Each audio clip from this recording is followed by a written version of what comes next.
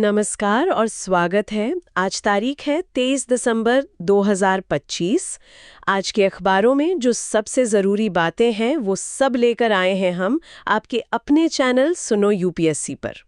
अब चाहे दी हिंदू हो, इंडियन एक्सप्रेस हो या सरकारी वेबसाइट, हमने सब छान मारा है और लाए हैं सिर्फ वो बातें जो यूपीएससी एग्जाम के लिए वाकई काम आने वाली हैं। सो सिट बैक, रिलैक्स और सुनो वो एनालिसिस जो तुम्हारे मेंस और प्रीलिम्स दोनों में फ़र्क डाल देगा। ये है तुम्हारा डेली लर्निंग डोज, आसान जुबान में फुल एक्सप्लेनेशन के साथ। चलिए आज की चर्चा शुरू करते हैं। और आज की जो पहली खबर है वो पॉलिटी और इंटरनल सिक्योरिटी दोनों के लिहाज से बहुत बहुत ज़्यादा महत्वपूर्ण है। बिल्कुल। ये खबर सीधे असम से आ रही है और ये थोड़ी जटिल भी है। हाँ, ये मामला थोड़ा पेचीदा है। खबर ये है कि असम सरकार ने एक बहुत ही पुराने कानून को, मतलब लगभग 75 साल पुराने कानून को फिर से लागू कर दिया है। The Immigrants Expulsion from Assam Act 1950। Exactly, The Immigrants Expulsion from Assam Act 1950।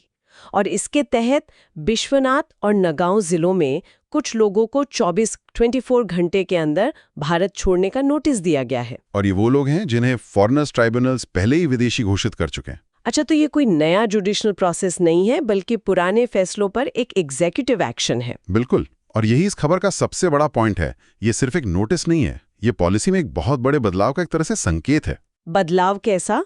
मतलब पहले क्या होता था और अब क्या अलग हो रहा है? देखिए, अब तक का जो स्टैंडर्ड प्रोसीजर था वो ये था कि जिन लोगों को फॉरेनर्स ट्राइब्यूनल, जिसे हम एफटी कहते हैं, डिक्लेयर्ड फॉरेनर या डीएफ घोषित कर देता था, उन्हें डिटेंशन सेंटर्स में रखा जाता था। हाँ, ये तो सुना है। असम में डिटेंशन सेंटर्स को लेकर काफी बहस भी होती रही है। सही बात है। लेकिन अब उन्हें डिटेंशन सेंटर भेजने की बजाय सीधे देश से निकालने की प्रक्रिया शुरू की जा रही है। और इसके लिए जो शब्द इस्तेमाल हो रहा है वो है पुशबैक। पुशबैक। हाँ, ये दिखाता है कि कैसे एक क्वाजी जुडिशियल प्रोसेस के बाद अब एक सख्त एग्जीक्यूटिव एक्शन लिया जा रहा है। और यूपीएससी के लिए इसका महत्व इसलिए बढ़ जाता है क्योंकि ये सीधे तौर पर एनआरसी, सीए और फॉरेनर्स ट्रिब्यूनल्स के कामकाज से जुड़ता है। एक मिनट, आपने कहा ये कानून 1950 का है, मतलब आजादी के ठीक 3 साल बाद का। तो मेरा सवाल ये है कि ये कानून इतने सालों तक, मतलब 75 इयर्स तक कहाँ था? इसे इस्तेमाल क्यों नहीं किया गया? क्या ये बस एक भूला हुआ कानून था जिसे अब अचानक से धूल झाड़कर निकाला गया है? बहुत अच्छा सवाल है और इसका जवाब इतिहास में छिपा है। ये कानून भूला हुआ नहीं था, इसे जानबूझकर ठंडे बस्ते में डाला गया था। जानबूझकर क्यों? इस कानून की जड़ें भारत के विभाजन यानी पार्टीशन में हैं। आप 1947-50 का दौर इमेजिन कीजिए। पूर्वी पाकिस्तान यानी आज का बांग्लादेश, वहां से भारी संख्या में लोग असम आ रहे थे। हाँ, जाहिर है पार्टीशन के बाद माइग्रेशन तो हो ही रहा था। बिल्कुल। तो उस वक्त की सरकार को लगा कि ये जो बड़े पैमाने पर माइग्रेशन हो रहा है, ये असम की इकॉनमी, वहां के रिसोर्सेज और पब्लिक ऑर्डर के लिए एक खतरा बन सकता है। इसी को रोकने के लिए पार्लियामेंट ने 1 मार्च 1950 को the immigrants expulsion from Assam act बनाया। तो इसका मूल उद्देश्य माइग्रेशन को कंट्रोल करना था। हाँ, बिल्कुल। और इस कानून को जो दिल है, जो सबसे पावरफुल सेक्शन है, वो है सेक्शन 2। सेक्शन 2? हाँ, इसमें क्या है? सेक्शन 2 केंद्र सरकार, सेंट्रल गवर्नमेंट को ये एक्स्ट्राऑर्डिनरी पावर देता है कि वो किसी भी ऐसे व्यक्ति या व्यक्तियों के समूह को देश से बाहर निकालने का आदेश दे सकती है जो 3 शर्तें पूरी करता हो। 3 शर्तें? कौन कौन सी? मतलब आम तौर पर भारत के बाहर रहता हो। ठीक है। दूसरी, वो व्यक्ति भारत की सीमाओं के अंदर खास तौर पर असम में आया हो। और तीसरी? और तीसरी और सबसे सब्जेक्टिव शर्त ये है कि उसका असम में रहना भारत की आम जनता के हितों के लिए या असम की किसी शेड्यूल्ड ट्राइब के हितों के लिए डेट्रीमेंटल यानी हानिकारक हो। डेट्रीमेंटल, हानिकारक, ये तो बहुत वेग शब्द है। मतलब ये कौन तय करेगा कि किसी का रहना हानिकारक है या नहीं? एग्जैक्टली। यही पर एग्जीक्यूटिव डिस्क्रिशन का स्कोप आता है। ये डिस्ट्रिक्ट मैजिस्ट्रेट के ओपिनियन पर आधारित हो सकता है। लेकिन इस कानून में एक बहुत महत्वपूर्ण मानवीय पहलू भी था जिसे अक्सर लोग भूल जाते हैं। क्या था वो? इसमें एक प्रोवाइजो था, एक सेफगार्ड। प्रोवाइजो मतलब एक कंडीशन या एक्सेप्शन? हाँ, एक तरह का एक्सेप्शन। ये प्रोवाइजो कहता था कि ये कानून उन लोगों पर लागू नहीं होगा जो पाकिस्तान में हुए सिविल डिस्टर्बेंसेस की वजह से या उन डिस्टर्बेंसेस के डर से भागकर भारत आए थे। अच्छा, तो ये पार्टीशन के दौरान हिंसा से बचकर आए शरणार्थियों के लिए एक प्रोटेक्शन था। बिल्कुल, ये उस वक्त की सरकार की ह्यूमैनिटेरियन अप्रोच को दिखाता है। वो माइग्रेशन रोकना तो चाहते थे, लेकिन उन लोगों को बाहर नहीं करना चाहते थे जो वाकई में पीड़ित थे, जो अपनी जान बचा कर आए थे। तो फिर अगर ये कानून इतना वेल थॉट आउट था, तो इसे इस्तेमाल क्यों नहीं किया गया? आपने कहा था इसे ठंडे बस्ते में डाल दिया गया था। हाँ, कानून बना मार्च 1950 में, लेकिन इसके ठीक एक महीने बाद अप्रैल 1950 में भारत और पाकिस्तान के बीच एक बहुत ही ऐतिहासिक समझौता हुआ। नेहरू लियाकत पैक्ट? आपने बिल्कुल सही पकड़ा, द नेहरू लियाकत पैक्ट। इस पैक्ट का मुख्य उद्देश्य था कि दोनों देश यानी भारत और पाकिस्तान अपनी अपनी माइनॉरिटीज की सुरक्षा करेंगे, उनके अधिकारों की रक्षा करेंगे। तो इस पैक्ट ने एक्सपल्शन वाले कानून को इरेलीवेंट कर दिया।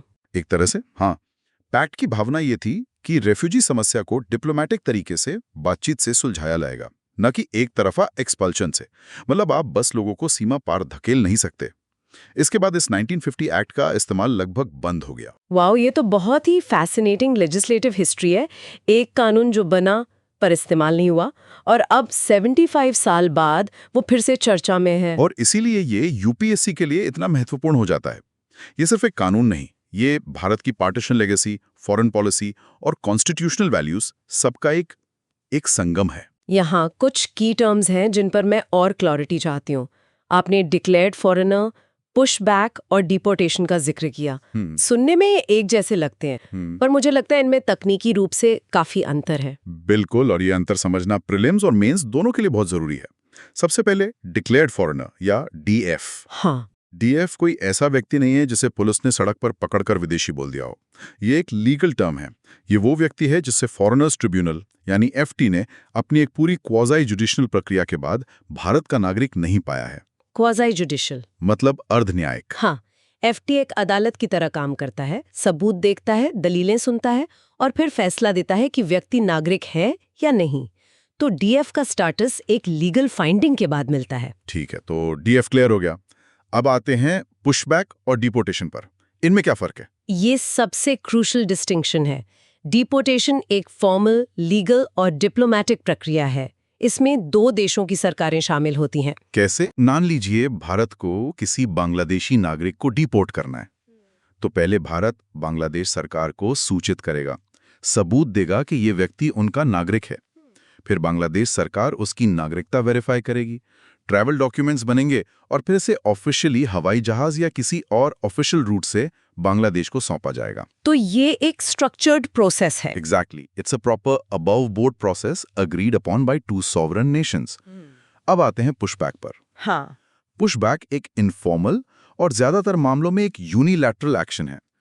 इसमें व्यक्ति को बस सीमा तक ले जाकर दूसरी तरफ एक तरह से कहें तो धकेल दिया जाता है, बिना दूसरे देश की फॉर्मल एक्सेप्टेंस के। बिल्कुल, इसमें दूसरे देश की सहमति या वेरिफिकेशन की कोई प्रक्रिया नहीं होती, और इसीलिए ये कानूनी और मानवीय दोनों ही नजरिए से बहुत ज्यादा विवादास्पद है। ये तो बहुत गंभीर बात है। मतलब उस व्यक्ति का क्या होगा जिसे पुशबैक किया गया? यही सबसे बड़ा सवाल है। अगर दूसरा देश उसे स्वीकार नहीं करता तो वो व्यक्ति नो मैन्स लैंड में फंस जाता है। यहीं पर इंटरनेशनल लॉ का एक बहुत जरूरी सिद्धांत आता है, नॉन रिफुलमेंट। नॉन रेफ्यूलमेंट। ये इंटरनेशनल रेफ्यूजी लॉ का एक कॉर्नरस्टोन है। ये सिद्धांत कहता है कि आप किसी भी शरणार्थी को उस देश में वापस नहीं भेज सकते जहां उसकी जान, स्वतंत्रता या मानवाधिकारों को गंभीर खतरा हो। तो क्या भारत इस सिद्धांत से बंधा हुआ है? देखिए, भारत ने 1951 के रेफ्यूजी कन्वेंशन पर साइन नहीं किया है, लेकिन नॉन रिफुलमेंट का सिद्धांत अब कस्टमरी इंटरनेशनल लॉ का हिस्सा माना जाता है, और हमारे सुप्रीम कोर्ट ने भी अपने कई फैसलों में इसकी इंपॉर्टेंस को माना है। तो अगर मैं इस पूरी स्थिति को सरल भाषा में समझूं, ये जो 75 साल पुराने कानून का इस्तेमाल हो रहा है, ये एक तरह से बांग्लादेश के साथ डिपोर्टेशन पर जो डिप्लोमेटिक लॉक जैम है, जो गाड़ी अटकी हुई है, उसे बाईपास करने का एक कानूनी तरीका खोजने की कोशिश है। आपने बिल्कुल सही नब्ज पकड़ी है। यही इसका कोर स्ट्रेटेजिक डायमेंशन है। भारत के लिए फॉर्मल डिपोर्टेशन बहुत मुश्किल है, क्योंकि बांग्लादेश कंसिस्टेंट रहा है कि 1971 के बाद उनकी तरफ से कोई इलीगल माइग्रेशन नहीं हुआ, तो वो इन लोगों को अपना नागरिक मानने से इनकार कर देता है। और बिना उनके माने डिपोर्टेशन हो नहीं सकता। नहीं हो सकता। तो ये 1950 का कानून सरकार को एक लूप होल देता है। सरकार डिपोर्ट नहीं कर रही, वो तो बस व्यक्ति को आदेश दे रही है कि आप रिमूव देमसेल्व्स फ्रॉम इंडिया। मतलब आप खुद चले जाइए। ये तो एक लीगल फिक्शन जैसा लग रहा है। है, पर ये एक ऐसा लीगल टूल है जो शायद डिटेंशन सेंटर्स को खाली करने का रास्ता बना सकता है। लेकिन जैसा मैंने कहा, इसके संवैधानिक और मानवीय पहलू बहुत गंभीर हैं। संवैधानिक पहलू क्या है? मतलब आर्टिकल 21 का जिक्र होता है अक्सर। बिल्कुल। सुप्रीम कोर्ट ने मनेका गांधी केस से लेकर कई मामलों में ये साफ कहा है कि आर्टिकल 21 यानी right to life and personal liberty सिर्फ नागरिकों के लिए नहीं है। ये भारत की जमीन पर मौजूद हर व्यक्ति पर लागू होता है, चाहे वो नागरिक हो या ना हो। तो 24 घंटे में देश छोड़ने का नोटिस देना आर्टिकल 21 का उल्लंघन हो सकता है? ये एक बहुत बड़ा लीगल क्वेश्चन है जो अदालतों में जरूर टेस्ट होगा। किसी व्यक्ति को जो शायद दशकों से भारत में रह रहा हो, जिसके बच्चे यहीं पैदा हुए हों, उसे 24 घंटे में अपना सब कुछ समेटकर एक अनिश्चित भविष्य की ओर जाने को कहना, ये right to life with dignity के सिद्धांत पर गंभीर सवाल खड़े करता है। और मानवीय पहलू, स्टेटलेसनेस का खतरा? वो सबसे बड़ा खतरा है। अगर बांग्लादेश इन्हें स्वीकार नहीं करता और भारत इन्हें रख नहीं रहा, तो ये लोग स्टेटलेस हो जाएंगे। मतलब किसी भी देश के नागरिक नहीं। इनके पास कोई अधिकार नहीं होंगे, कोई पहचान नहीं होगी। ये सीमा पर एक लीगल लिम्बो, एक कानूनी शून्य में फंस जाएंगे। फेडरलिज्म यानी संघवाद का भी कोई एंगल है इसमें? हाँ, बिल्कुल है। ये एक सेंट्रल एक्ट है, संसद का बनाया है कानून। लेकिन इसे लागू करने का आदेश कौन दे रहा है? डिस्ट्रिक्ट कमिश्नर्स, जो स्टेट गवर्नमेंट के अंडर आते हैं। और इसे जमीन पर लागू कौन करेगा? बॉर्डर सिक्योरिटी फोर्स यानी बीएसएफ, जो एक सेंट्रल एजेंसी है। तो इसे सक्सेसफुल बनाने के लिए केंद्र और राज्य के बीच और डीएम और बीएसएफ के बीच बहुत मजबूत कोऑर्डिनेशन चाहिए। ये कोऑपरेटिव फेडरलिज्म का एक टेस्ट केस भी है। तो प्रीलिम्स के नजरिए से इस एक्ट के बारे में क्या 3-4 बातें जरूर याद रखनी चाहिए? बिल्कुल, पॉइंट वाइज याद रखते हैं। हाँ। पहला, सेंट्रल एक्ट। ये पार्लियामेंट का बनाया हुआ कानून है, असम असेंबली का नहीं। ठीक है। दूसरा, एप्लीकेबिलिटी। ये खास तौर पर असम के लिए है, लेकिन इसके तहत व्यक्ति को पूरे भारत से बाहर जाने का आदेश दिया जा सकता है। अच्छा, सिर्फ असम से नहीं, पूरे भारत से? हाँ। तीसरा, टारगेट ग्रुप। ये उन लोगों पर लागू होता है जो ऑर्डिनरीली रेजिडेंट आउटसाइड इंडिया हैं। ये फॉरेनर्स एक्ट 1946 से थोड़ा अलग है, जो किसी भी फॉरेनर पर लागू हो सकता है, चाहे वो टूरिस्ट हो या कोई और। और चौथा पॉइंट? वो प्रोवाइजो। एग्जैक्टली। चौथा, ह्यूमैनिटेरियन प्रोवाइजो। इसमें मूल रूप से पाकिस्तान से आई पीड़ितों के लिए एक सेफ गार्ड था, जो इसके ओरिजिनल इंटेंट को दिखाता है। ये 4 पॉइंट्स प्रीलिम्स के लिए क्रिटिकल हैं। ठीक है, तो ये तो हुआ इस कानून का पूरा पोस्टमार्टम। अब इसके इम्प्लीकेशंस, मतलब इसके शॉर्ट टर्म और लॉन्ग टर्म परिणाम क्या हो सकते हैं? शॉर्ट टर्म में तो सबसे पहले लीगल चैलेंजेस होंगे। गुवाहाटी हाई कोर्ट में इन एक्सपल्शन ऑर्डर्स के खिलाफ याचिकाएं जरूर दायर होंगी। अदालत इस 75 साल पुराने कानून की कॉन्स्टिट्यूशनल वैलिडिटी को परखेगी। और जमीन पर, अब बॉर्डर पर तनाव बढ़ सकता है। ह्यूमन राइट्स ग्रुप्स इसे मॉनिटर करेंगे। इंटरनेशनल मीडिया में भी ये खबर आएगी। मीडियम टर्म में अगर अदालतें इसे सही ठहराती हैं, तो ये असम के डिटेंशन सेंटर्स की आबादी कम करने का एक स्टैंडर्ड ऑपरेशन प्रोसीजर, एक एसओपी बन सकता है। और लॉन्ग टर्म, खासकर इंडिया बांग्लादेश संबंधों पर इसका क्या असर होगा? लॉन्ग टर्म में ये इंडिया बांग्लादेश संबंधों को और जटिल बना सकता है। जैसा मैंने कहा, बांग्लादेश का ऑफिशियल स्टैंड है कि 1971 के बाद कोई माइग्रेशन नहीं हुआ। ऐसे पुशबैक्स उनके ऑफिशियल स्टैंड को चैलेंज करते हैं। इससे डिप्लोमेटिक रिश्तों में खटास आ सकती है। वाकई एक कानून और उसके कितने सारे आयाम हैं, कानूनी, संवैधानिक, मानवीय और अंतर्राष्ट्रीय। यही यूपीएससी है, एक ही खबर को मल्टीपल डायमेंशंस से देखना। चलिए पॉलिटी की ही एक और खबर पर चलते हैं। ये गवर्नेंस और एनवायरनमेंट का एक मिला-जुला मामला है। इंसानों के नागरिकता की परिभाषा से हटकर अब जरा प्रकृति की परिभाषा पर जो विवाद है उस पर चलते हैं। आप अरावली की बात कर रही हैं? हाँ बिल्कुल, दिल्ली एनसीआर के फेफड़े कहे जाने वाले अरावली की परिभाषा पर एक नया विवाद खड़ा हो गया है। हाँ, ये मामला भी काफी गर्म है। हुआ यह है कि union environment minister Bhupendra Yadav ने अरावली हिल्स को परिभाषित करने के एक नए क्राइटेरिया पर सफाई दी है। नया क्राइटेरिया वो क्या है? नया क्राइटेरिया यह है कि अब किसी भी पहाड़ी को अरावली का हिस्सा तभी माना जाएगा जब उसकी ऊंचाई अपने आसपास के इलाके से, जिसे लोकल रिलीफ कहते हैं, कम से कम 100 मीटर ज्यादा हो। 100 मीटर? ये नंबर कहाँ से आया? ये तो सबसे बड़ा सवाल है। सुप्रीम कोर्ट ने नवंबर में एक कमेटी के इस प्रस्ताव को मंजूरी दी थी और अब Indian council of forestry research and education, यानी ICFRE इस नई डेफिनेशन के आधार पर डिस्ट्रिक्ट वाइज रिपोर्ट तैयार करेगा। लेकिन सरकार का कहना है कि ये परिभाषा सिर्फ माइनिंग को रेगुलेट करने के लिए है और इससे अरावली के केवल 0.19% यानी 0.19% हिस्से में ही माइनिंग की अनुमति होगी। सुनने में तो ये काफी कम लगता है। हाँ, 0.19% सुनने में बहुत छोटा आंकड़ा लगता है, लेकिन एनवायरमेंटलिस्ट का कहना है कि ये आंकड़ा गुमराह करने वाला है। असल मुद्दा ये नहीं है कि कितने हिस्से में माइनिंग होगी, असल मुद्दा ये है कि इस परिभाषा से अरावली का कितना बड़ा हिस्सा अरावली कहलाने से ही वंचित रह जाएगा। मैं समझी नहीं, मतलब जो पहाड़ियां 100 मीटर से कम ऊंची हैं, वो अब अरावली नहीं मानी जाएंगी? बिल्कुल, और यही इस 100 मीटर बेंचमार्क का सबसे बड़ा खतरा है। लेकिन इस परिभाषा को लेकर इतना विवाद क्यों है? मतलब पहले क्या स्टैंडर्ड था? क्या पहले कोई परिभाषा ही नहीं थी? समस्या यही है कि अरावली की कोई एक यूनिफॉर्म लीगली नोटिफाइड परिभाषा कभी नहीं रही, और इसी कानूनी अस्पष्टता का, इसी ग्रे एरिया का फायदा सालों से रियल एस्टेट और माइनिंग माफियाज उठाते आए हैं। तो पहले कैसे तय होता था कि कोई इलाका अरावली है या नहीं? पहले forest survey of India FSI एक 3 डिग्री स्लोप फॉर्मूला इस्तेमाल करता था। मतलब अगर किसी जमीन का ढलान 3 डिग्री या उससे ज्यादा है तो उसे पहाड़ी इलाका यानी अरावली का हिस्सा माना जा सकता है। तो स्लोप बेस्ड फॉर्मूला से अब हाइट बेस्ड फॉर्मूला पे शिफ्ट हो गए हैं। हाँ, और ये जो नया क्राइटेरिया है 100 मीटर लोकल रिलीफ का, इसका मतलब समझना जरूरी है। लोकल रिलीफ का मतलब है किसी एक खास इलाके के सबसे ऊंचे और सबसे निचले पॉइंट के बीच की ऊंचाई का अंतर। मतलब एक पहाड़ी को अपने आसपास के मैदान से बहुत ज्यादा ऊंचा दिखना पड़ेगा, तभी वो अरावली कहलाएगी। तो फिर इसकी आलोचना क्यों हो रही है? क्रिटिक्स का क्या कहना है? आलोचकों का कहना है कि ये बेंचमार्क, ये 100 मीटर का आंकड़ा आर्बिट्ररी है, मनमाना है और बहुत रिस्ट्रिक्टिव है। इसका कोई साइंटिफिक बेसिस नहीं दिया गया है। और इसके खतरे क्या हैं? आपने कहा था वंचित रह जाएगा। इसका सबसे बड़ा खतरा है एक्सक्लूजन रिस्क्स। इस परिभाषा से हजारों छोटी पहाड़ियां, फुट हिल्स और रिजेस जो 100 मीटर ऊंची नहीं है, वो कानूनी तौर पर अरावली की परिभाषा से बाहर हो जाएंगी। जबकि वो इकोलॉजिकल रूप से तो अरावली का ही हिस्सा है। बिल्कुल, वो जियोलॉजिकली और इकोलॉजिकली उसी सिस्टम का हिस्सा हैं।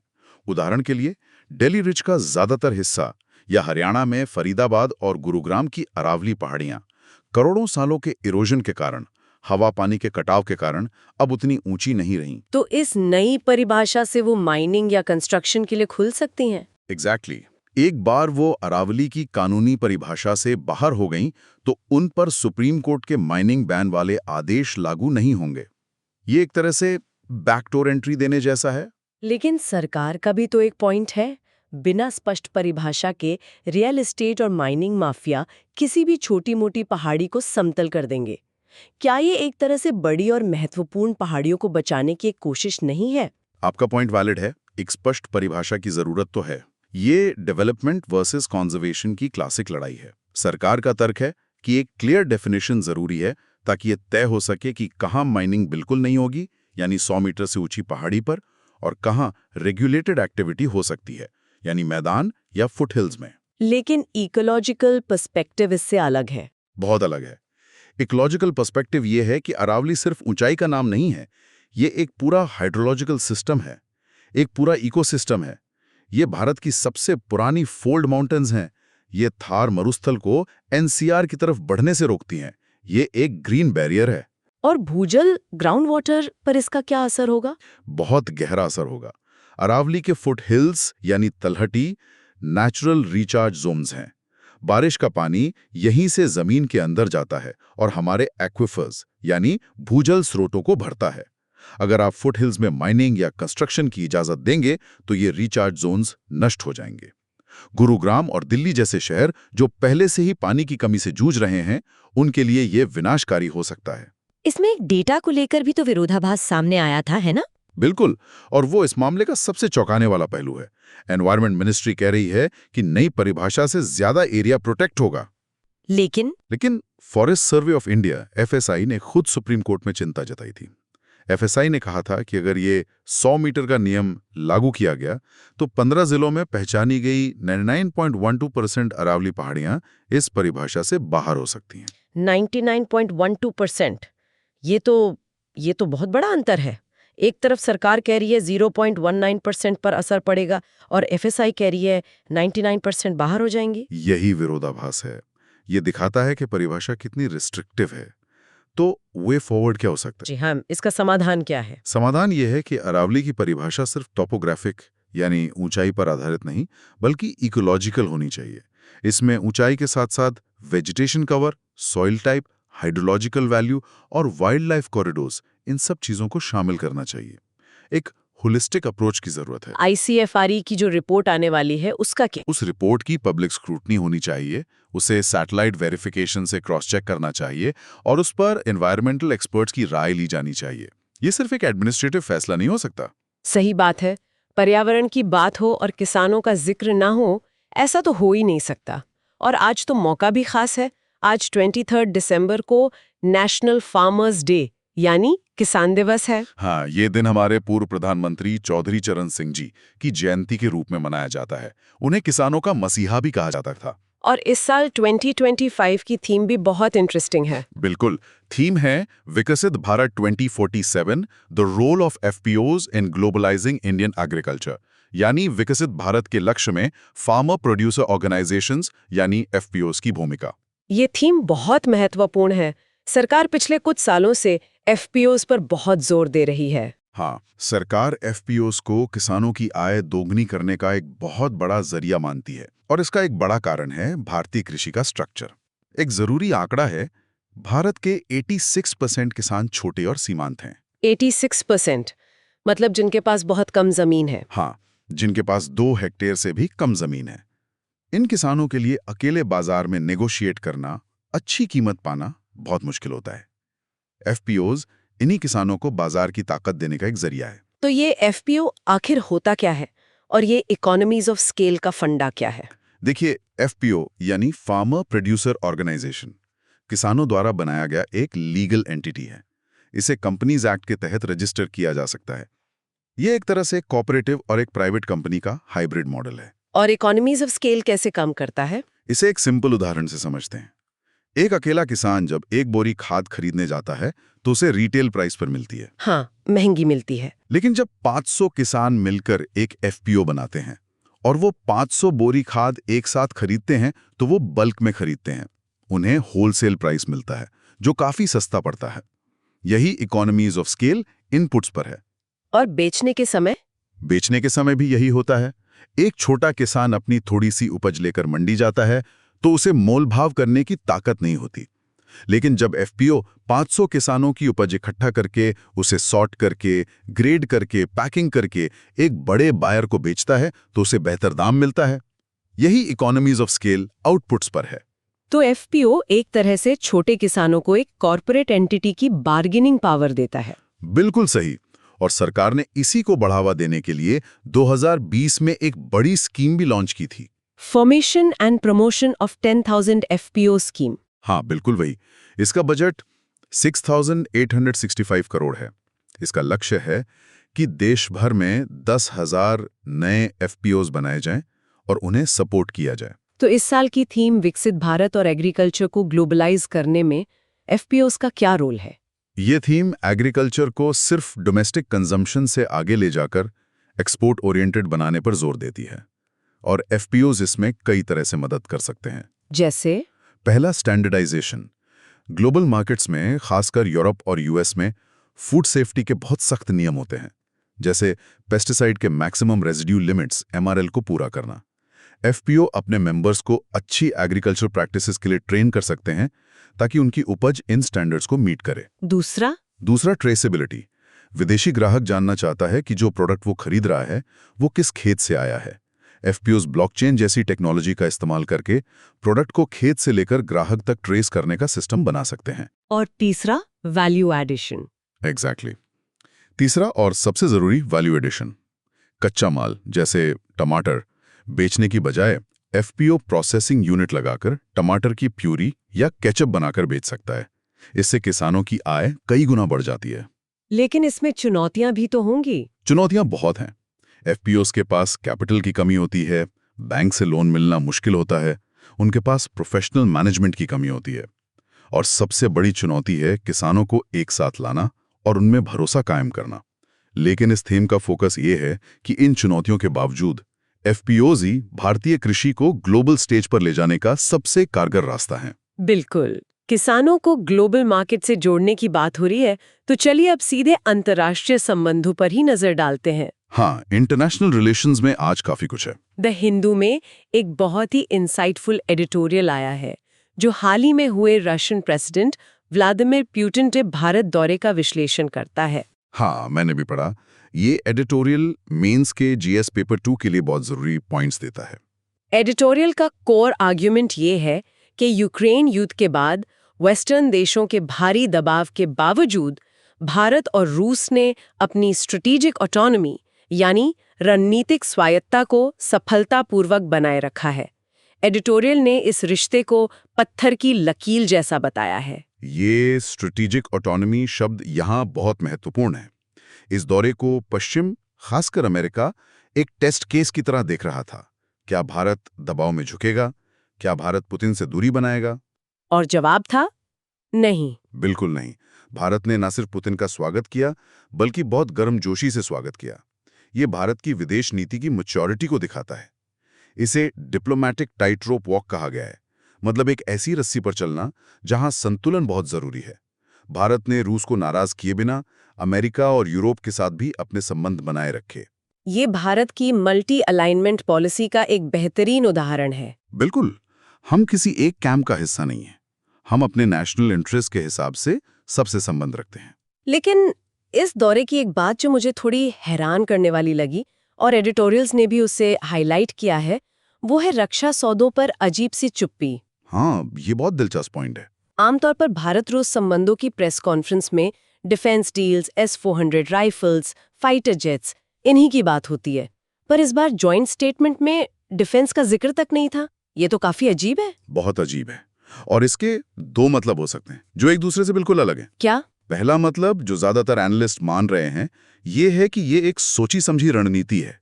अमेरिका के CATSA यानी countering America's adversaries through sanctions act के तहत रूस से रक्षा सौदे करने पर भारत पर भी सैंक्शंस लग सकते हैं। तो पब्लिक में डिफेंस डील्स पर बात न करके क्या हम उन सैंक्शन से बचने की कोशिश कर रहे हैं? हो सकता है पर्दे के पीछे बातचीत चलती रहे, लेकिन पब्लिक स्टेटमेंट में उसका जिक्र ना किया जाए। दूसरा मतलब, जो थोड़ा लॉन्ग टर्म व्यू है, वो ये है कि ये भारत के डिफेंस प्रोक्योरमेंट में आ रहे डाइवर्सिफिकेशन को दिखाता है। मतलब हम अब सिर्फ रूस पर निर्भर नहीं रहना चाहते। हाँ, हमने फ्रांस से राफेल खरीदे, इजराइल से लोअर्स मिसाइलें लीं, अमेरिका से P-8I विमान लिए। हम अपनी डिफेंस बास्केट को डाइवर्सिफाई कर रहे हैं। शायद ये चुप्पी उसी बड़े बदलाव का संकेत हो। लेकिन एडिटोरियल ये भी कहता है कि जमीनी हकीकत कुछ और है। बिल्कुल। जमीनी हकीकत यह है कि S-400 missile defence system, BrahMos supersonic cruise missile, Sukhoi 30 MKI fighter jets और हमारे न्यूक्लियर सबमरीन प्रोग्राम, इन जैसे स्ट्रेटेजिक वेपन्स के लिए भारत आज भी बहुत हद तक रूस पर निर्भर है।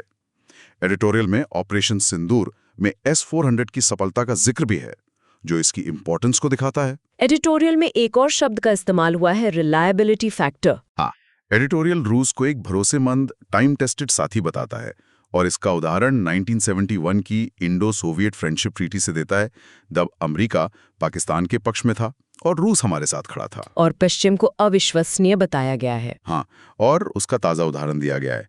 अमेरिका का पाकिस्तान के F-16 फ्लीट के लिए $686 मिलियन का मॉडर्नाइजेशन पैकेज अप्रूव करना। एक तरफ अमेरिका भारत को अपना स्ट्रेटेजिक पार्टनर कहता है, और दूसरी तरफ वो पाकिस्तान की मिलिट्री को अपग्रेड कर रहा है। ये भारत के भरोसे को कमजोर करता है। तो क्या अब इस रिश्ते में डिफेंस से हटके कुछ नए पिलर्स बन रहे हैं? हाँ, और ये इस दौरे का सबसे बड़ा टेक अवे है। अब फोकस डिफेंस से हटकर कनेक्टिविटी पे जा रहा है। कनेक्टिविटी? हाँ, दो कॉरिडोर की बहुत बात हुई। एक नॉर्दर्न सी रूट, जो आर्कटिक से होकर जाता है और यूरोप और एशिया के बीच दूरी कम करता है। दूसरा Chennai Vladivostok eastern maritime corridor. ये दिखाता है कि भारत रूस का रिश्ता अब सिर्फ बायर सेलर का नहीं रहा, ये एक एनर्जी, लॉजिस्टिक्स और इकोनॉमिक पार्टनरशिप में बदल रहा है। ये तो एक पॉजिटिव डेवलपमेंट है, लेकिन पड़ोस से एक काफी चिंताजनक खबर भी आ रही है। आप बांग्लादेश की बात कर रही हैं? हाँ, नई दिल्ली में बांग्लादेश हाई कमीशन ने सभी वीजा सर्विसेज को अनिश्चित काल के लिए इंडेफिनिटली सस्पेंड कर दिया है। ये इंडिया बांग्लादेश संबंधों में एक नया लो पॉइंट है। बहुत चिंता की बात है। जो रिश्ता कुछ साल पहले तक गोल्डन चैप्टर कहलाता था, वो अब ऐसा लग रहा है कि स्ट्रेटेजिक मिसट्रस्ट के दौर में जा रहा है। और वजह बताई गई है प्रिवेलिंग सिक्योरिटी सिचुएशन। हाँ, ये फैसला दिल्ली में हाई कमीशन के बाहर हुए कुछ विरोध प्रदर्शनों के बाद आया है। ये प्रदर्शन बांग्लादेश में एक हिंदू व्यक्ति की कथित लिंचिंग के विरोध में हुए थे। तो क्या ये एक तरह की जवाबी कार्रवाई है? इसे टिट फॉर टैट डिप्लोमेसी कहा जा सकता है। ये एक जवाबी कार्रवाई है, लेकिन इसका असर बहुत गहरा होगा। इससे पीपल टू पीपल कनेक्ट को सबसे ज्यादा नुकसान पहुंचेगा, जो हमारे संबंधों का सबसे मजबूत स्तंभ रहा है। Medical tourism, education, trade, family visits, सब कुछ प्रभावित होगा। सब कुछ। हजारों लोग रोज बॉर्डर क्रॉस करते हैं। ये उन सब के लिए एक बड़ी मुसीबत है। और ये Vienna convention on diplomatic relations 1961 का भी मामला है। वो कैसे? वियना कन्वेंशन के तहत होस्ट कंट्री यानी इस मामले में भारत की जिम्मेदारी है कि वो अपने देश में मौजूद सभी फॉरेन मिशंस और डिप्लोमैट्स को पूरी सुरक्षा दे। वीजा सर्विसेज सस्पेंड करके बांग्लादेश एक तरह से ये संकेत दे रहा है कि भारत अपनी ये जिम्मेदारी निभाने में नाकाम रहा है। इस संकट का विश्लेषण कैसे करें? इसके पीछे के कारण क्या हैं? इसके पीछे सबसे बड़ा कारण है दोनों देशों की घरेलू राजनीति का विदेश नीति पर हावी हो जाना। बांग्लादेश में एंटी इंडिया सेंटिमेंट को हवा देना कुछ पॉलिटिकल ग्रुप्स के लिए फायदेमंद होता है। उसी तरह भारत में भी प्रो हिंदू सेंटिमेंट को लेकर जो राजनीति होती है, उसका असर बांग्लादेश के साथ हमारे रिश्तों पर पड़ता है। और इसका स्ट्रेटेजिक इम्प्लीकेशन क्या होगा? Strategic void. इस डिप्लोमेटिक फ्रीज से एक वैक्यूम बनेगा, एक खालीपन आएगा, जिससे भरने की कोशिश कौन करेगा? चीन और पाकिस्तान? बिल्कुल। चीन पहले से ही बांग्लादेश में भारी इन्वेस्टमेंट कर रहा है। ये स्थिति उसे और मौका देगी। ये भारत की नेबरहुड फर्स्ट पॉलिसी के लिए एक बड़ा सेटबैक है। एक तरफ बांग्लादेश के साथ तनाव, तो दूसरी तरफ श्रीलंका के लिए ऑपरेशन सागर बंधु। ये भारत की नेबरहुड फर्स्ट पॉलिसी के दो अलग-अलग चेहरे दिखा रहा है। बिल्कुल। एक ही दिन में दो बिल्कुल विपरीत खबरें। श्रीलंका से अच्छी खबर यह है कि भारत ने साइक्लोन दितवा से प्रभावित श्रीलंका की मदद के लिए ऑपरेशन सागर बंधु चलाया है। और हमारे external affairs minister doctor S Jaishankar खुद कोलंबो पहुंचे। हाँ, और उन्होंने $450 मिलियन के रिकंस्ट्रक्शन पैकेज की घोषणा की है। ये भारत की नेबरहुड फर्स्ट पॉलिसी का एक बेहतरीन उदाहरण है। ये दिखाता है कि भारत इंडियन ओशन रीजन में फर्स्ट रेस्पॉन्डर के तौर पर अपनी भूमिका को कितना सीरियस लेता है। इस मदद का स्ट्रेटेजिक सिग्निफिकेंस क्या है? ये सिर्फ मानवीय सहायता है या इसके गहरे मायने भी हैं? इसके बहुत गहरे स्ट्रेटेजिक मायने हैं। पहली बात तो यह है कि भारत का एड मॉडल चीन से बहुत अलग है। कैसे? इस $450 मिलियन के पैकेज में $100 मिलियन का ग्रांट है, यानी अनुदान जो वापस नहीं करना है, और बाकी $350 मिलियन का सॉफ्ट लोन है, यानी लाइन ऑफ क्रेडिट, जिस पर ब्याज दर बहुत कम होती है। और चीन के लोन्स? चीन के लोन्स को अक्सर प्रेडेटरी लोन्स कहा जाता है, जो हाई इंटरेस्ट रेट्स पर दिए जाते हैं और देशों को डेट ट्रैप में फंसा देते हैं, जैसा कि श्रीलंका के साथ पहले हो चुका है। तो भारत खुद को एक डेवलपमेंट पार्टनर के रूप में पेश कर रहा है, न कि सिर्फ एक कर्ज देने वाले देश के रूप में। इसे इंफ्रास्ट्रक्चर डिप्लोमेसी भी कह सकते हैं। बिल्कुल। ये मदद हाउसिंग, कनेक्टिविटी जैसे बेली ब्रिजेस और हेल्थ जैसे सेक्टर्स में दी जा रही है। इसका सीधा असर आम लोगों की जिंदगी पर पड़ता है। ये गुडविल जनरेट करता है। 2022 के इकोनॉमिक क्राइसिस के समय और अब इस साइक्लोन के समय निर्णायक मदद देकर भारत ने श्रीलंका में अपनी स्ट्रेटेजिक पोजीशन को बहुत मजबूत किया है। इंटरनेशनल रिलेशंस में आखिरी खबर India New Zealand free trade agreement यानी FTA से जुड़ी है। हाँ, ये भी एक पॉजिटिव डेवलपमेंट है। दोनों देशों ने FTA के फाइनेंशियल सर्विसेज एनेक्स पर बातचीत पूरी कर ली है। फाइनेंशियल सर्विसेज एनेक्स, इसका क्या मतलब है? इसका मतलब है कि ट्रेड एग्रीमेंट में फाइनेंशियल सर्विसेज जैसे banking, insurance, digital payments, fintech, इन सब पर नियम और शर्तें तय हो गई हैं। इससे दोनों देशों के बीच फाइनेंशियल मार्केट एक्सेस को बढ़ावा मिलेगा। तो भारत के लिए इसका क्या फायदा है? इसका सबसे बड़ा फायदा है फिनटेक डिप्लोमेसी। इससे UPI और रुपए जैसे हमारे होम ग्रोन पेमेंट सिस्टम्स को न्यूजीलैंड में और उसके जरिए एक इंटरनेशनल मार्केट मिलेगा। अच्छा, तो UPI अब न्यूजीलैंड में भी चल पाएगा? संभावना यही है। इसके अलावा इसमें भारतीय स्टूडेंट्स के लिए पोस्ट स्टडी वर्क वीजा के नियम आसान करना और 5,000 भारतीय प्रोफेशनल्स जैसे शेफ्स और योगा इंस्ट्रक्टर्स के लिए एक स्पेशल कोटा भी शामिल है। और इसका स्ट्रेटेजिक एंगल? स्ट्रेटेजिक एंगल ये है कि New Zealand five eyes intelligence alliance का हिस्सा है, जिसमें US, UK, कनाडा और ऑस्ट्रेलिया भी हैं। ये एक वेस्टर्न डेवलप्ड डेमोक्रेसी है उसके साथ एक कॉम्प्रिहेंसिव एफटीए साइन करके भारत इंडो पैसिफिक में अपने इकोनॉमिक और स्ट्रेटेजिक फुटप्रिंट को डाइवर्सिफाई कर रहा है, जो चीन के बढ़ते प्रभाव को बैलेंस करने के लिए जरूरी है। चलिए, इंटरनेशनल रिलेशंस से अब इकोनॉमी सेक्शन की तरफ बढ़ते हैं। आज का फोकस है क्रिटिकल मिनरल्स और नेशनल सिक्योरिटी। हाँ, ये एक ऐसा टॉपिक है जो जीएस पेपर 3 के लिए बहुत बहुत ज्यादा जरूरी हो गया है। CISC यानी चीफ्स ऑफ स्टाफ कमेटी की एक राउंड टेबल मीटिंग में एयर मार्शल आशुतोष दीक्षित ने एक बहुत बड़ी बात कही है। उन्होंने क्रिटिकल मिनरल्स को देश की रक्षा तैयारियों के लिए स्ट्रेटेजिक एनेबलर बताया है। ये एक बहुत बड़ा पॉलिसी शिफ्ट है। अब तक हम बात करते थे एनर्जी सिक्योरिटी की, मतलब पेट्रोल, डीजल, गैस। हाँ, अब फोकस एनर्जी सिक्योरिटी से मिनरल सिक्योरिटी पर जा रहा है। क्रिटिकल मिनरल्स, पहले तो ये समझते हैं कि ये है क्या। क्रिटिकल मिनरल्स वो मिनरल्स हैं जो हमारी इकोनॉमी और नेशनल सिक्योरिटी के लिए बहुत जरूरी हैं, लेकिन उनकी सप्लाई चेन में बहुत रिस्क है। जैसे लिथियम, कोबाल्ट, निकल, ग्राफाइट और रेयर अर्थ एलिमेंट्स यानी REEs। लिथियम तो ईवी बैटरीज के लिए जरूरी है। बिल्कुल, लिथियम ईवी बैटरीज और मोबाइल फोन बैटरीज के लिए जरूरी है। कोबाल्ट भी बैटरीज में लगता है। रेयर अर्थ एलिमेंट्स आपके मोबाइल फोन से लेकर मिसाइल गाइडेंस सिस्टम्स तक हर जगह इस्तेमाल होते हैं। तो ये सिर्फ ग्रीन टेक्नोलॉजी के लिए ही नहीं, बल्कि मॉडर्न डिफेंस सिस्टम्स के लिए भी क्रिटिकल है। और भारत की स्थिति क्या है इनमें? यही भारत की सबसे बड़ी कमजोरी है। भारत अपने लिथियम और कोबाल्ट का लगभग 100% इंपोर्ट करता है। 100%? हाँ, 100%। और चिंता की बात यह है कि इन मिनरल्स की ग्लोबल प्रोसेसिंग और सप्लाई चेन पर काफी हद तक चीन का कंट्रोल है। तो ये नेशनल सिक्योरिटी के लिए खतरा कैसे है? इसे एक सिनारियो से समझिए। मान लीजिए कल को भारत और चीन के बीच बॉर्डर पर तनाव बहुत ज्यादा बढ़ जाता है। ठीक है। चीन इन क्रिटिकल मिनरल्स की सप्लाई भारत को रोक सकता है। इसे कहते हैं वेपनाइजेशन ऑफ सप्लाई चेन्स। मतलब सप्लाई चेन को एक हथियार की तरह इस्तेमाल करना। हाँ, और अगर ऐसा हुआ तो हमारी ईवी मैन्युफैक्चरिंग, हमारी सोलर पैनल मैन्युफैक्चरिंग और सबसे जरूरी हमारी डिफेंस मैन्युफैक्चरिंग सब रुक सकती हैं। हमारे पास मिसाइल बनाने का सामान ही नहीं होगा। ये तो बहुत बड़ा नेशनल सिक्योरिटी रिस्क है। बहुत बड़ा। इसीलिए एयर मार्शल ने इसे स्ट्रेटेजिक एनेबलर कहा है। और ये विकसित भारत 2047 के लक्ष्य से भी जुड़ा है। वो कैसे? डेवलप नेशन बनने के लिए एनर्जी इंडिपेंडेंस बहुत जरूरी है। भविष्य की एनर्जी रिन्यूएबल एनर्जी है, सोलर, विंड। और रिन्यूएबल एनर्जी का पूरा इंफ्रास्ट्रक्चर क्रिटिकल मिनरल्स पर टिका है। बिना मिनरल सिक्योरिटी के एनर्जी सिक्योरिटी नहीं हो सकती, और बिना एनर्जी सिक्योरिटी के विकसित भारत का सपना पूरा नहीं हो सकता। तो इसका वे फॉरवर्ड क्या है? सरकार क्या कर रही है? सरकार 2-3 मोर्चों पर काम कर रही है। पहला, डोमेस्टिक एक्सप्लोरेशन। हाल ही में जम्मू कश्मीर और कर्नाटक में लिथियम के बड़े रिजर्व्स मिले हैं, उनकी माइनिंग में तेजी लाना। दूसरा, इंटरनेशनल पार्टनरशिप्स।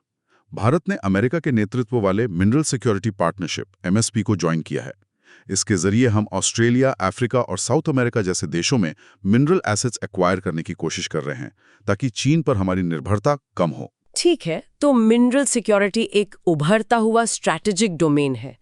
अब आते हैं साइंस एंड टेक पर। हाँ, ISRO के एम्बिशियस गगनयान मिशन को लेके एक बहुत ही प्रैक्टिकल सवाल है। जब हमारे एस्ट्रोनॉट्स अंतरिक्ष में होंगे तो उन्हें स्पेस डेब्री यानी अंतरिक्ष के कचरे से कैसे बचाया जाएगा? ये गगनयान मिशन की सेफ्टी का सबसे बड़ा चैलेंज है, और इसका जवाब है विपल शील्ड्स। विपल शील्ड्स, ये क्या है? पहले समस्या को समझिए। स्पेस डेब्री एक बहुत बड़ी समस्या है। लो अर्थ ऑर्बिट यानी लियो, जहां गगनयान जाएगा, 34,000 से ज्यादा 10 सेंटीमीटर से बड़े कचरे के टुकड़े ट्रैक किए जा रहे हैं, और लाखों छोटे छोटे टुकड़े हैं। और इनकी स्पीड बहुत ज्यादा होती है। बहुत ज्यादा। एलियो में 1 सेंटीमीटर का कचरा का टुकड़ा भी 10 किलोमीटर पर सेकेंड की रफ्तार से घूमता है। इस स्पीड पर वो एक हैंड ग्रेनेड जितनी एनर्जी से टकराता है। बाप रे, तो ये तो स्पेसक्राफ्ट को तबाह कर सकता है। बिल्कुल। यहीं पर विपल शील्ड काम आता है। ये कोई सिंगल मोटी सी दीवार नहीं है, ये एक मल्टीलेयर शील्ड है। मल्टीलेयर? हाँ, इसमें सबसे बाहर एक पतली बम्पर प्लेट होती है, जो मुख्य दीवार से कुछ दूरी पर होती है। तो जब कचरा टकराता है तो क्या होता है? जब हाई स्पीड डेब्री इस बाहरी बम्पर प्लेट से टकराता है, तो वो इम्पैक्ट की एनर्जी से टूटकर वेपराइज हो जाता है, एक प्लाज्मा क्लाउड में बदल जाता है। अच्छा, तो वो सॉलिड से गैस बन जाता है। एग्जैक्टली। और ये प्लाज्मा क्लाउड फिर एक बड़े एरिया में फैल जाता है, जब तक ये एनर्जी स्पेसक्राफ्ट की मेन वॉल तक पहुंचती है तब तक वो इतनी फैल चुकी होती है कि उससे कोई बड़ा नुकसान नहीं होता। ये तो सुनने में किसी साइंस फिक्शन फिल्म जैसा लगता है। एक पतली सी प्लेट एक गोली की रफ्तार से आते कचरे को भाप बना देती है। हाँ, बिल्कुल वैसा ही कुछ। हाइपर वेलोसिटी इम्पैक्ट फिजिक्स का एक बेहतरीन एप्लीकेशन है।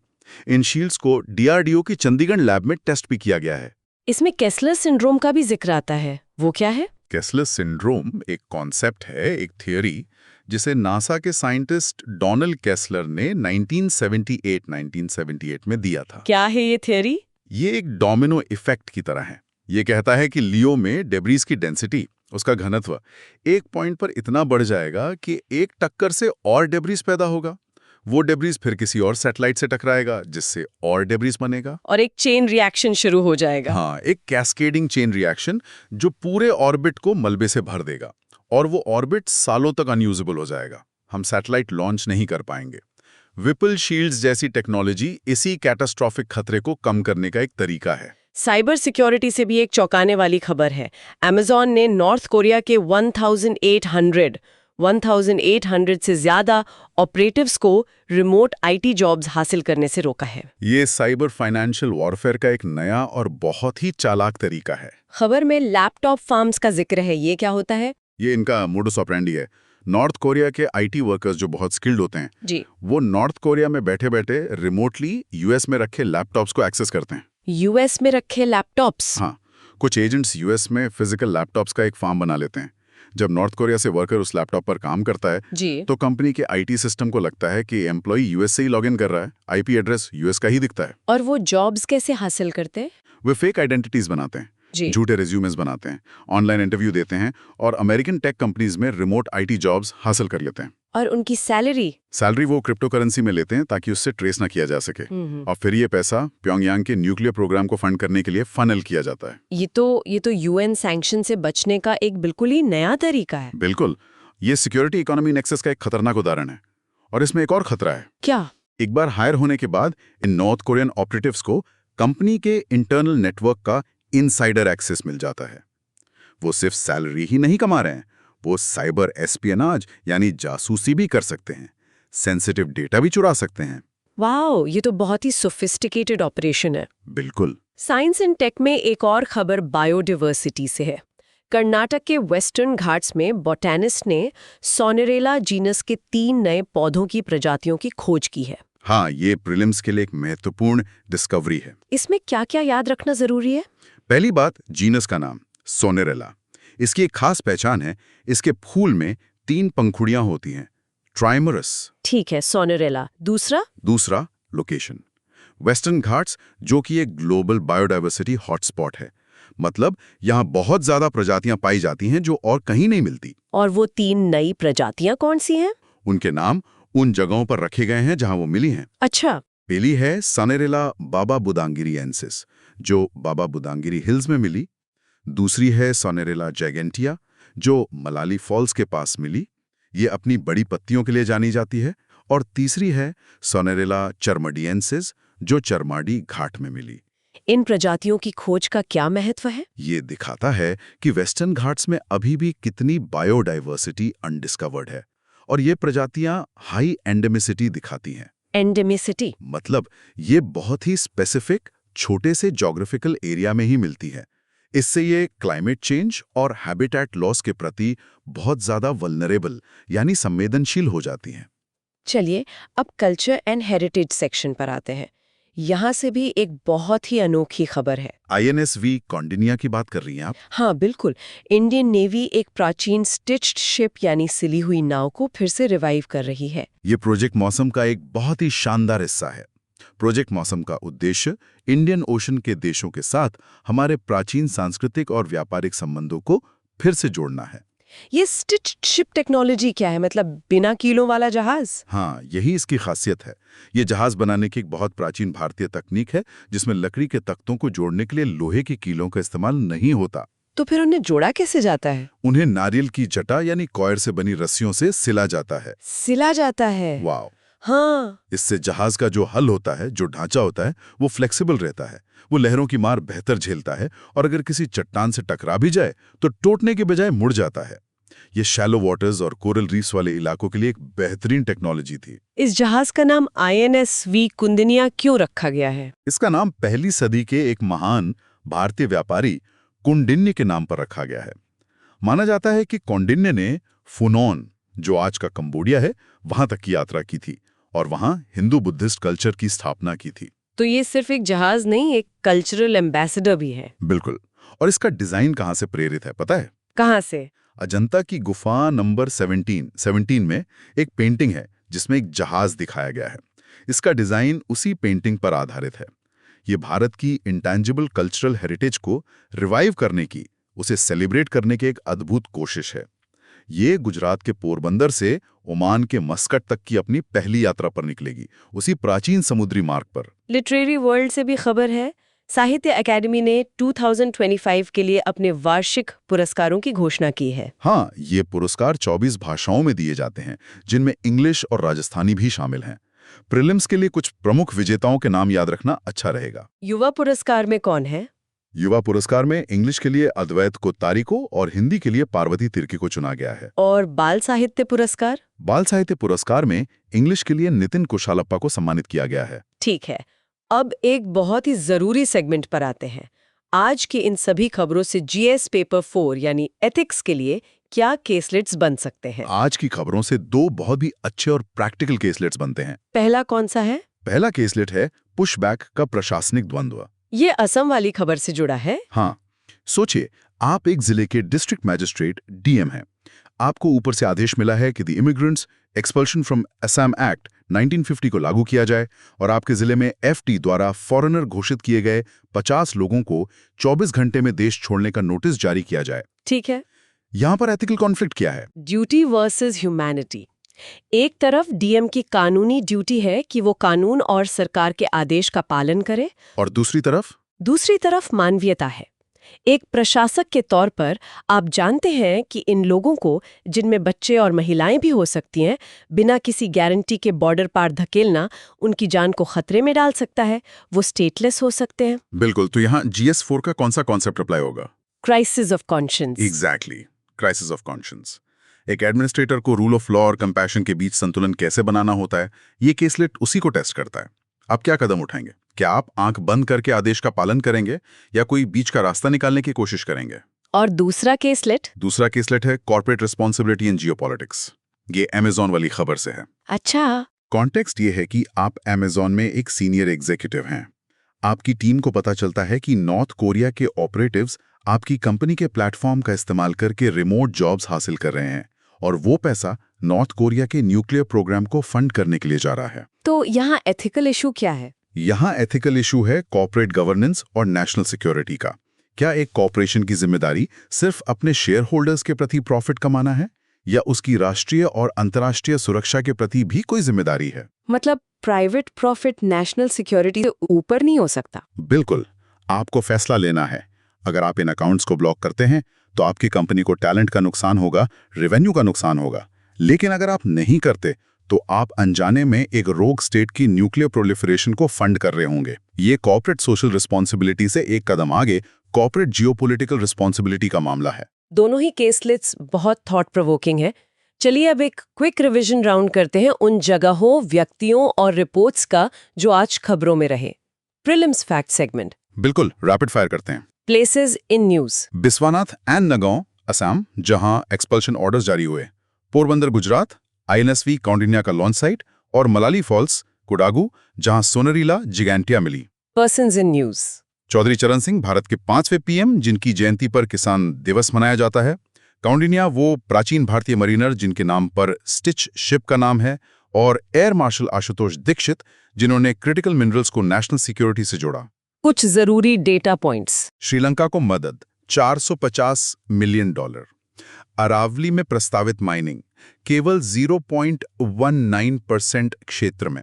सरकार के अनुसार स्पेस डिब्रिस 34,000 से ज्यादा बड़े ऑब्जेक्ट्स ट्रैक किए जा रहे हैं।